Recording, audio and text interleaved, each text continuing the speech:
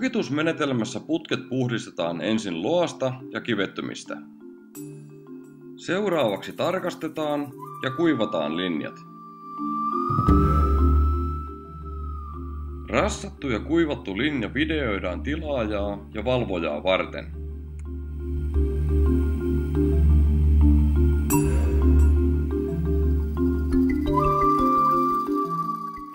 Valmis sukitettu linja videoidaan myös ja tallenteet luovutetaan valvojan tarkastuksen jälkeen tilaajalle.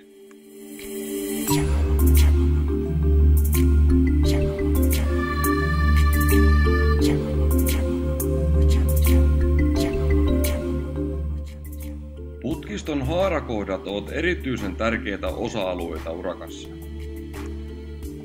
Tässä videossa näkyy haarayhde. Muita yhteitä ovat esimerkiksi hattuyhteet, flex-yhteet tai ruiskuvaluyhteet.